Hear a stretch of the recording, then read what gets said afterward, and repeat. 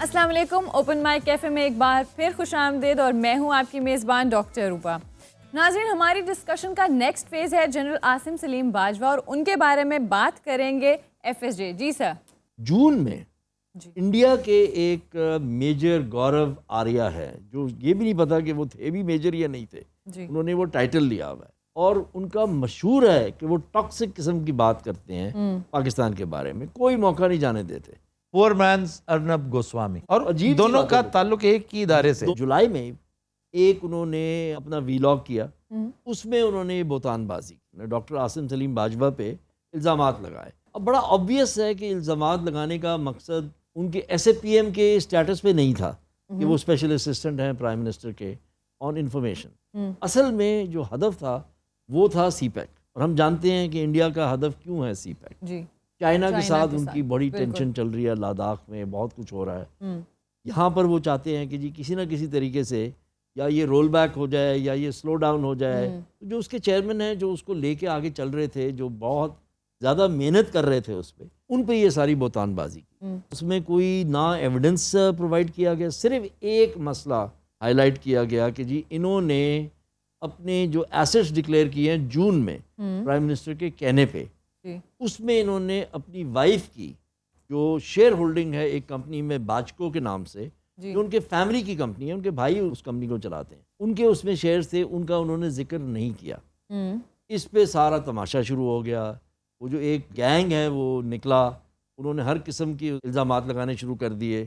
آپ کے جو لیڈرز ہیں انہوں نے بھی بات چیت کرنی شروع کر دی, جنہوں نے 3 سال کسی منی ٹریل کا کوئی جواب نہیں دیا, انہوں نے بھی پوچھنا شروع کر دیا کہ جی منی ٹریل دیں, یہ جواب دیں, یہ بتائیں یہ کیا ہوا کیا نہیں ہوا. 4-5 دن گزرے, ٹھیک ہے, جس میں جنرل باجوہ نے جواب نہیں دیا. اس پہ بھی تماشا شروع ہو گیا کہ جی بول کیوں نہیں رہے, جواب کیوں نہیں دے رہے. فائنلی انہوں نے کچھ دن پہلے جو ہے اپنی پوری ٹریل کے ساتھ انہوں نے نہ صرف اپنا ٹویٹ کیا, انہوں نے ایک پریس ریلیز دی, وہ ٹی وی پہ بھی آئے, اور ایک نہیں, ایک ہی دن میں 2 پروگرام ہو, ایک 8 بجے کے پروگرام پہ اور ایک رات 10 بجے کے پروگرام, اور انہوں نے آ کے ساری چیزیں بتائیں.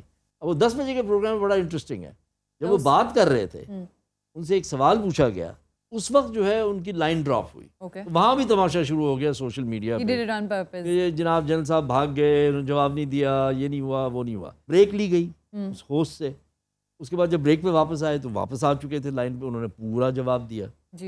اب اس کے بعد جو ہے وہ پھر سوال شروع ہو گئے کہ جی انہوں نے 5 دن کیوں لگا دیے, انہوں نے یہ کیوں کر دیا. او بھائی, فورمز ہیں, آپ جائیں فورم پہ, آپ جائیں سپریم کورٹ میں. جس طرح لوگ گئے تھے, شیخ رشید گئے تھے نا سپریم کورٹ میں پاناما کا کیس لے کر, ٹھیک ہے نا, پی ٹی آئی گئی تھی سپریم کورٹ میں پاناما کا کیس لے کر. آپ لے کے جائیں, اگر آپ کو شوق ہے کہ جی آپ کسی کو اکاؤنٹیبل رکھنا چاہتے ہیں تو جائیں آپ, اور ان کہیں جی آپ بتائیں, سارے سوالوں کو جواب دیں.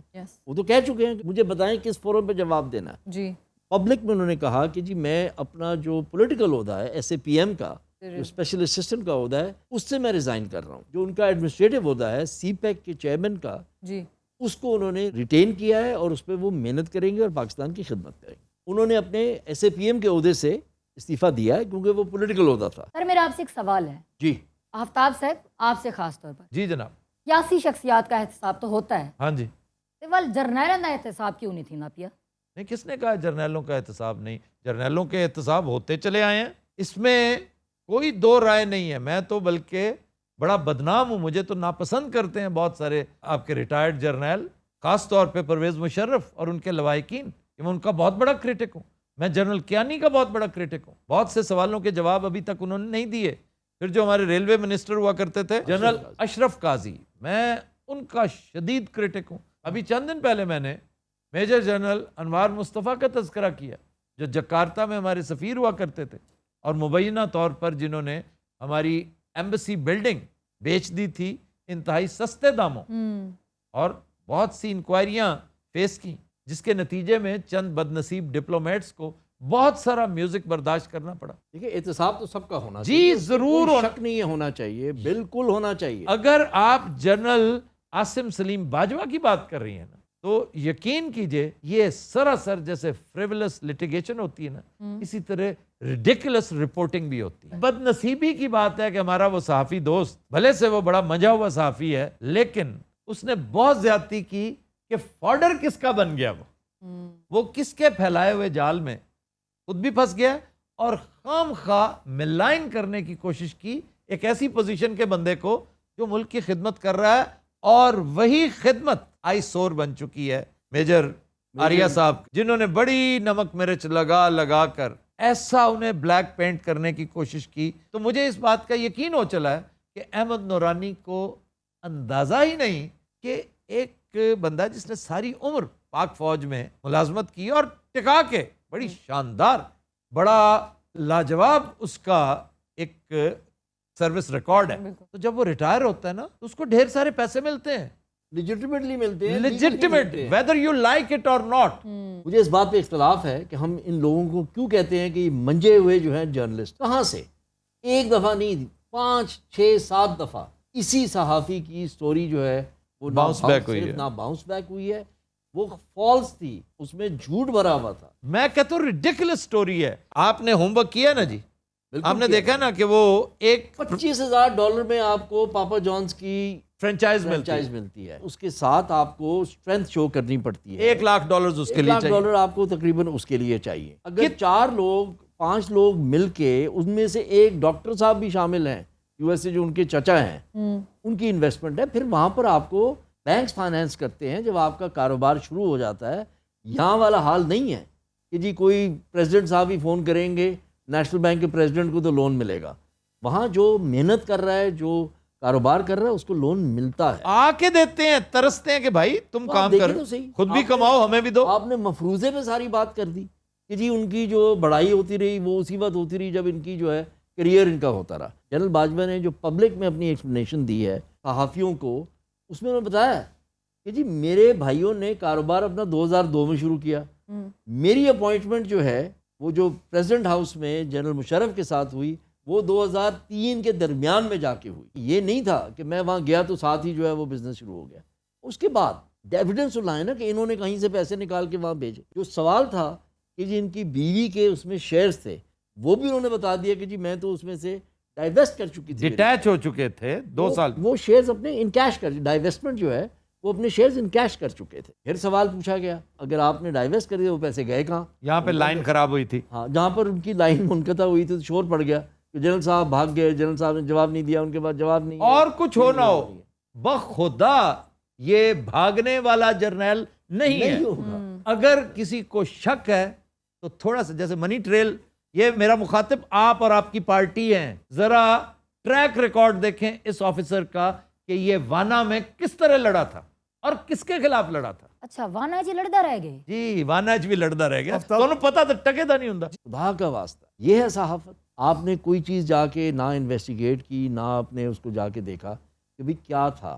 ہمارے میڈیا میں بیٹھے کچھ دوست ایسے ہیں، میں پھر کہوں گا سینئر ہیں، ان کی خواہش یہ ہے کہ ہمارے ہاں جب جرنیل ریٹائر ہوتا ہے نا، جب چیف سیکرٹری ریٹائر ہوتا ہے، جب کوئی فیڈرل سیکرٹری ریٹائر ہوتا ہے، تو یہ واپس اپنے ملیشیا کے کپڑے پہنے اور جا کے کسی مل میں مزدوری کرنا شروع کر دیں۔ ان کی خواہش موہوم یہ ہے۔ سر آپ کی اس بات سے بڑا اہم سوال پھر جنریٹ ہو گئے۔ کئی حلقے پاکستان میں پھر یہ اعتراض کرتے ہیں کہ فوج کو اتنی زیادہ، آپ نے اس طرح خود بھی فرمایا کہ مراد دی جاتی ہیں ریٹائر ہونے کے بعد، یہ اعتراض کیا جاتا ہے۔ 2 مسلمان ممالک کی مثال دی جاتی ہے، جیسے ترکی میں ایک زمانے میں فوج کا بڑا اثر و رسوخ تھا، مراد تھی، انڈونیشیا کی بھی صورتحال ایسی تھی، لیکن ان دونوں مسلم ممالک میں اب جو ہے وہ فوج کی پہلی والی حیثیت اور مراد نہیں رہی۔ ایک ملک بتا دیں جس سے ترکی کو اس قدر شدید خطرہ لاحق ہو۔ یہی بات سائپرس کو ترکی سے خطرہ ہو سکتا ہے، سائپرس کا ترکی کو خطرہ نہیں، ایک بات۔ دوسرا، کوئی بھی مسلم ملک جو یہ بات کرتا ہے کہ جی مجھے سوائے مڈل ایسٹ میں اگر کوئی خطرہ کسی کو تھا تو اسرائیل سے تھا، وہ تو سارے شیر و شکر ہو رہے ہیں۔ جی ہاں، مصر کی مثال دیکھ لیں، مصر کی مثال دیکھ لیں، کیمپ ڈیوڈ کیا تھا؟ جی انور سادات نے جو، تو جناب نیشنل انٹرسٹ انہوں نے دیکھی اور وہ آپس میں ایک ہو گئے۔ ہمارے مسائل بہت ڈیفرنٹ ہیں۔ ہمارا جو سیکیورٹی پیرانویا ہے نا، وہ ایک طویل عرصے تک رہے گا، اور وہ ادھر ہی نہیں ہے، ادھر بھی ہے۔ اگر ہم یہ سمجھتے ہیں کہ جی یہ مراعات نہیں ہونی چاہیے، یہ ان کے پاس انفلوئنس نہیں ہونا چاہیے، تو کس نے روکا ہے پارلیمنٹ کو؟ بیٹھیں، قانون بنائیں، لگام ڈالیں۔ اگر آپ سمجھتے ہیں کہ بہت ضروری ہے کہ ہم اس ساری چیز کو بدل دیں، کس نے روکا ہے؟ یہ سیاستدان اسی جوگے ہوتے ہیں نا۔ اگر ترکی کی مثال دیکھ لیں، ترکی اتنی دور کیوں جا رہے ہیں؟ بارڈر کراس کریں، انڈیا جائیں, جواہر لال نہرو نے کیا سلوک کیا تھا فوج کے ساتھ, بالکل صحیح, بالکل ٹاپ براس کے ساتھ. جی بالکل ایسے. لیکن اس کے لیے آپ کو کردار دینا پڑے گا. یہ کردار کی وہ لیگیسی جو ان کا لیڈر چھوڑ کے گیا, یا جو ہمارا سندھ والا دوست کر رہا ہے, اس کے بعد تو ہم اس قابل ہی نہیں ہیں کہ فوج سے کوئی بات کر سکے. ہمیں بولنے کے لیے جو ٹاکنگ پوائنٹس ہوتے ہیں نا, وہ ان لوگوں نے ہمیں نہیں دیے. جنرل عاصم سلیم باجوہ نے یہ بات کی ہے, آپ یہ مجھے یہ بتائیں کہ میں کس فورم پہ جا کے جواب دوں. بلائیں ان کو نیشنل اسمبلی میں, کہیں آئیں سینٹ میں آ کے جواب دیں. آئی کین گارنٹی وہ جا کے جواب دیں. ان میں ہمت نہیں ہے. نہیں, ایسے حلقے بھی ہیں نا جو یہ کہتی ہیں کہ کسی ایک جنرل سے اس کی کرپشن کا پوچھا جاتا ہے تو پھر یہ کہہ دیا جاتا جی پورے فوجی ادارے کو اس طرح کہا جا رہا ہے. میں ان میں سے نہیں ہوں. سب سے پہلے میں نے جب وہ سٹوری پڑھی تو میں نے سب سے پہلا کام یہ کہ اپنی ریسرچ کرنی شروع کی. اچھا کہ پاپا جانز کی جو ایک فرینچائز کا $1 ملین کی ہے, اتنا شور پڑا ہوا ہے, پتہ چلا $25,000 کی فرینچائز ہے. میں نے 15 دن پہلے جنرل باجوہ صاحب سے رابطہ کیا تھا یہ ریسرچ کرنے کے بعد. کیا آپ کو خدشہ کائے کا ہے, آپ کو پریشانی کائے کی ہے, آپ فرنٹ فٹ پہ کیوں نہیں آ رہے, آپ خاموش کیوں ہیں, ٹائٹ لپڈ کیوں ہیں؟ یہ وہ شو دیکھ رہے ہوں گے اس وقت, اور میں ریکارڈ پہ ہوں الحمدللہ. تو سر واٹ ٹوک ہم سو لانگ؟ میں Y would I come and make a statement جو مجھے بعد میں جو ہے مجھے اس میں پرابلم پڑ جائے. Sensible man, he choose the right time. اچھا ایک اور انٹرسٹنگ چیز ہے اس میں جو میں نے اس پہ بھی میں چیک کر رہا تھا. یہ کچھ پرٹیکولر جرنلسٹ اور کچھ لوگ ہیں جس طبقے کی آپ بات کرتے ہیں یا جس گروہ کی آپ بات کرتے ہیں, ان سب کو فیلوشپس بھی مل جاتی ہیں. بالکل. اب نورانی صاحب جو ہیں وہ فیلوشپ پہ ہیں یونیورسٹی میں, ان کو کیوں فیلوشپ ملتی ہے, کسی اور بہتر جرنلسٹ کو کیوں نہیں ملتی؟ سر ابھی ایک صاحب نے فوج پر کتاب لکھی ہے, ان کو بھی وہاں بڑی مراد مل رہی ہے امریکہ میں, مل جاتی ہے ان کو بھی وہاں پر. ایک جنرل کے بھائی ہیں. ان کو فائنانس کون کر رہا تھا, یہ ساری جو انفارمیشن گیدرنگ کی ہے کس نے فائنانس کیا ہے, یہ بھی دیکھنا چاہیے. صرف یہ نہیں ہوتا کہ سٹوری کس نے کی ہے, سٹوری کون سی ہوئی ہے, یہ بھی دیکھنا ہے کہ سٹوری کس نے کی ہے. یہ جو بات آپ کر رہے ہیں نا, میرے نزدیک اس کا جواب یہ ہے کہ ہماری اسٹیبلشمنٹ کا جو بالائی خانہ ہے نا, وہ عقل کی طرف سے خاصا خالی ہے. یہ پہلی دفعہ میں سن رہا ہوں. جی, یہ جو پیش بندیاں کرنی چاہیے تھیں, انہیں پتہ ہی نہیں کہ 5th جنریشن وارفیئر ہے کیا.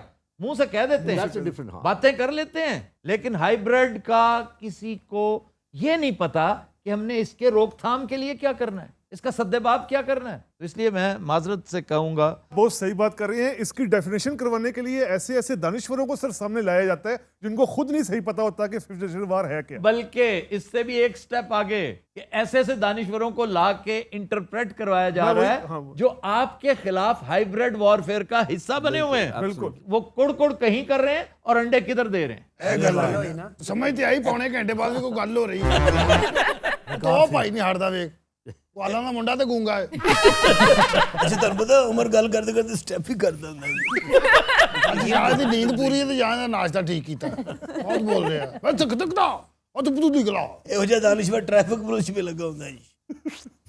ਜਦੋਂ ਮੈਂ ਜੋ ਫਿੱਕੀਆਂ ਕਰ ਰਿਹਾ ਤੂੰ ਕਾਹਦੀ ਕਰ ਰਿਹਾ.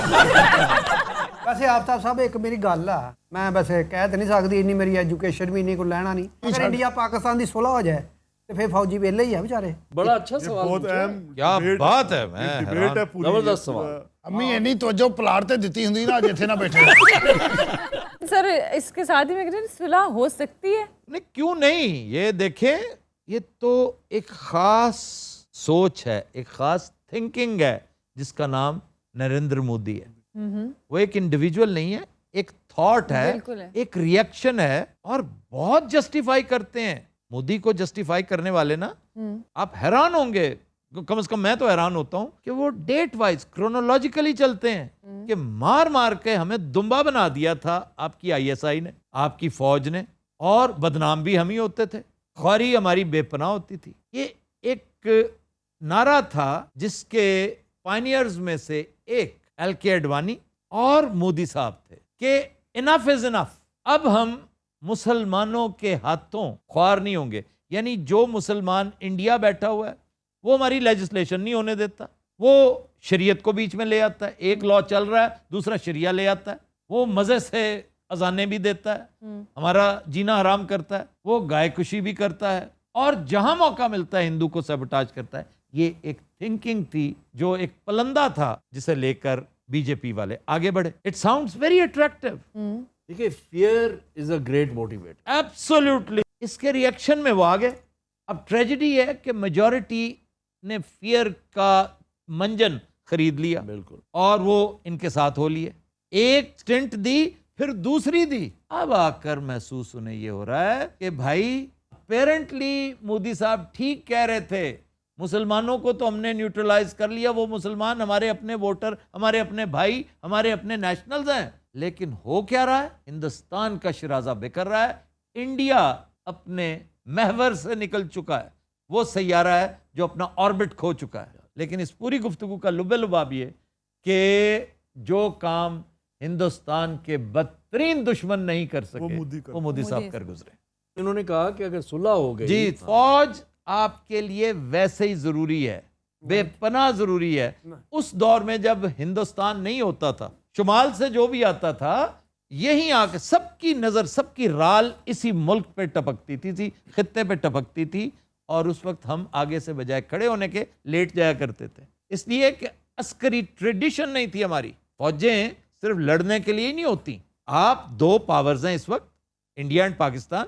दुनिया की तमाम बड़ी ताकतों के साथ आप सीना तान के बात करते हैं। क्या हुआ जो आपके फाइनेंसेस कमज़ोर हैं? फाइनेंसेस की फिक्र बैंकों को होती है, क्लब्स को होती है, नेशंस को नहीं होती।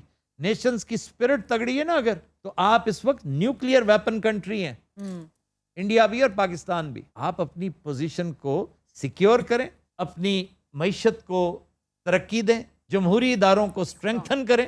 फौज का साइज तो अब मैटर ही नहीं करता, फौज की क्वालिटी मैटर करती है। ਅੱਛਾ ਪਾਕ ਫੌਜ ਨੂੰ ਕਹੇ ਸਾਡਾ ਪਲਾਟ ਤੇ ਲੈ ਦੇ। पाक फौज ने कहे उन्होंने मेरे वाले भी ले जाना बच्चों तुम्हारे वाला तो उन्होंने लेना ही लेना है। ਮਿਸਿਸ ਗੁਰਦੇਵ ਜੀ, ਤੁਹਾਨੂੰ ਜਵਾਬ ਮਿਲਿਆ ਤੁਹਾਡੇ ਸਵਾਲ ਦਾ? कुछ ज्यादा ही मिल गए, मेरे को तो बदहजमी ही थी गई है। एडे ज़हीन आदमी क्यों हो? मैं ज़हीन शहीन नहीं हूँ, तो है कि ये फिर क्रिएटिव।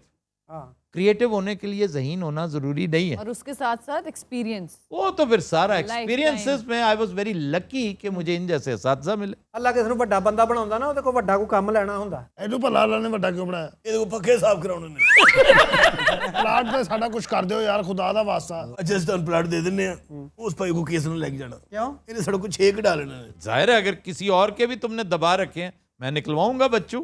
उमर भाई आपको प्लाट चाहिए? नहीं शुक्रिया जी। सड़क को 8 फुट लंबा प्लाट है। व्यूअर्स, आज की गुफ्तगू का वक्त खत्म हुआ। इंशाल्लाह आपसे मुलाकात होगी कल। अपना बहुत ख्याल रखिए और हमें इजाज़त दीजिए। अल्लाह हाफिज़।